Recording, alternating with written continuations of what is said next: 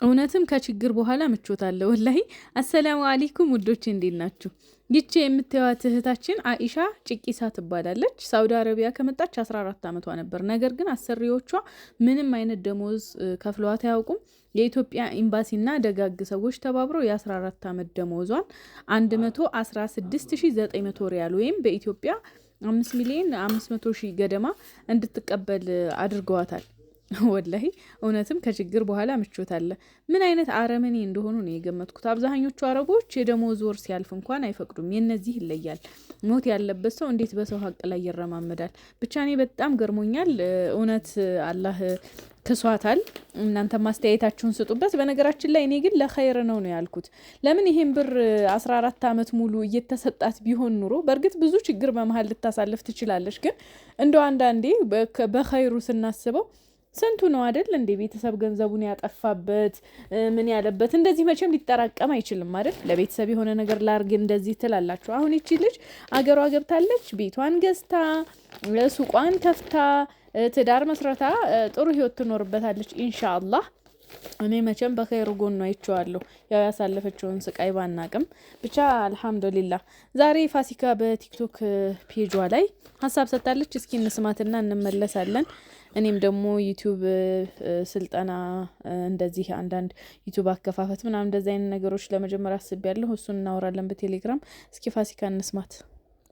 ጋይስ እናንተ ብቻ በተቻላችሁ መጠን ትንሽዬም ትሁን ጥሩ ነገር ሰርታችሁ ለማለፍ ሞክሩ እንጂ አንዳንድ ሰዎች የናንተን እውነታ እንደዚህ ከድነዋት እላያ ላይ እንደ ድልድይ ተሻግረው ለማለፍ ቢሞክሩ እንደው መሬት አልብሰዋት አድበስብሰዋት እንዳትታይ እንዳትሰማ ረግጠዋት ለማለፍ ቢሞክሩ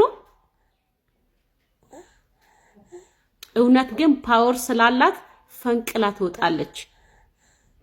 እውነት ግን ትልቅ ስለሆነች አሸንፋቸው ትወጣለች። ሰሞኑ የተረዳሁት ይሄን ነው።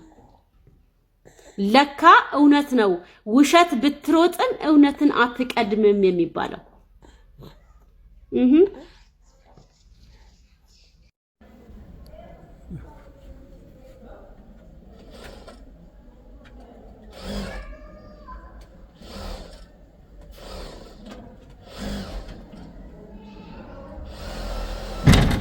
ሰላም አለይኩም። ወአለይኩም ሰላም። ምን እየሰራሽ ነው? ዛሬ የሚወጣ ክራስ ነበረኝ። ደግሞ ላይቭ ገብተሽ ነው እንዴ የምትሰሪው? እያስተማርሽ? አይ አሁን እኮ ማስተማር መጀመሪያ አይቀርም። ትራስ ልብስ ስፌት ምናምን አንዳንድ ነገር አሰለጠናቸዋለሁ። ታማ ቀርታ ልጅቱ የዛ ትራስ 2 ሰው ነው ያዘዘውና በዚህ ክርና በዛ ነው የታዘዘው። 2 ነበር ይቀራል ልጨርስላት ብዬ። ስንት ቀርቶሻል? 2 መሽቷል እኮ ብዬ። አይችል ልጨርስና ወጣለሁኝ። እንደዚህ ጨረስኩላት። አሁን አንድ ነው ይቀራል ላጠናቀቅ ነው።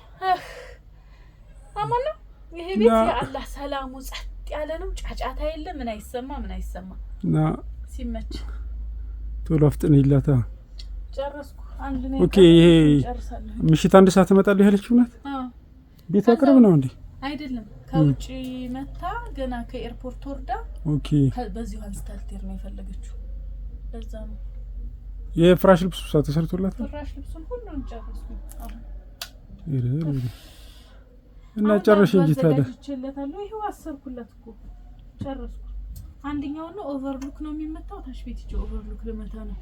መጅሊሱን 2 ሰዎች እናወጣለን ብለዋል። ነግሬልሃለሁ። ኦኬ። የዚህኛውን የጓደኛሽን አልነግርሻትም? ደርድር ያለችው አይመችም ቦታው። ደርድር ያለችውማ ሊወጣ ሲሉ አንድ 2ቱን ታሳያታለህ ወይም ይሄኛው መጅሊስ ነገ ይወጣ አይደል? እሱ ሲወጣ ደርድር እናሳያታለን። ያለ በዚህ አይት ይደረደራል። በጣም ብዙ ሰው እያናገረኝ ነው። ግን በቃ የዛሬ አመት የዛሬ 6 ወር ኧረ ያማ በጣም ሩቅ ነው። አይሆንም ሆነ ደግሞ ስራህን ነው ይጠባል ቦታው። እና 10 የትራስ ልብስ ሰርተሽ ነው እንደዚህ ላብላቢ ያለሽ? እንዴ ሙቀቱ እኮ ነው ቤቱ በጣም ፍን ያለ ነው። በዛ ላይ ደግሞ ይሞቃል። ውጭ የሚኖሩት ታዲያ ምን ያድርጉ? ሙቀት ውጭ የሚኖሩትም አላህ ይሆናቸው። አላህ ብርድ ቀዝቀዝ ያርግላቸው። ወላሂ እኔ ይሄን ሰሞን የሞቀኝን ሙቀት ያየ እና ላይፍ አንቺ በጣም ብዙ ሰው እያየሽ አይደል እንዴ? አዎ። እና ሊል ታስቀባጥሪኛለሽ። እና እያሳይሻቸው ነው። ነገሩ እኮ እንደዚህ እያልሽ ብታስተምር ይሻልሻል። አስተምራቸዋለሁ። በነገራችን ላይ ስፌት ዩቲዩብ አከፋፈት ምናምን አንዳንድ ስልጠና መስጠት ጀምር ነው። ወላሂ በጣም ብዙ ሰው እየጠየቀኝም ነው።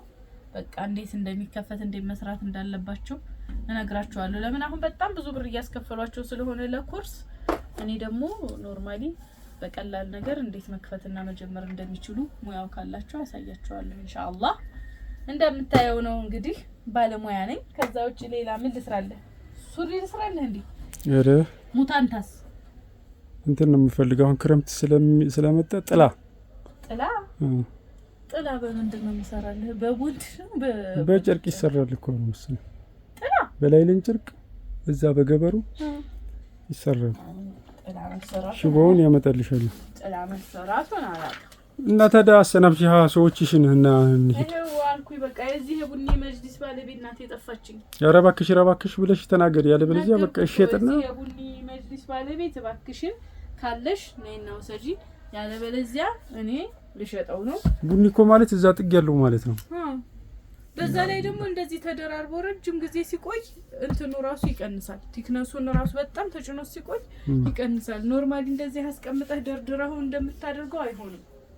ስለሆነ ቆሽሾባቸውም ነው ብዙ ነው ብቻ ኮተቱና ይሄን ነገር ቢያስተካክሉ አሪፍ ነው። ማዘዝ ለምትፈልጉ ሰዎች ደግሞ እንደምታዩት ነው አዲስ ቦንድድ ገብቷል። ቆንጆ ኦሪጂናል ቦንድድ ገብቷል። ማዘዝ ለምትፈልጉ በ0914609597 እንዲሁም በ0950505099 ማዘዝ ትችላላችሁ።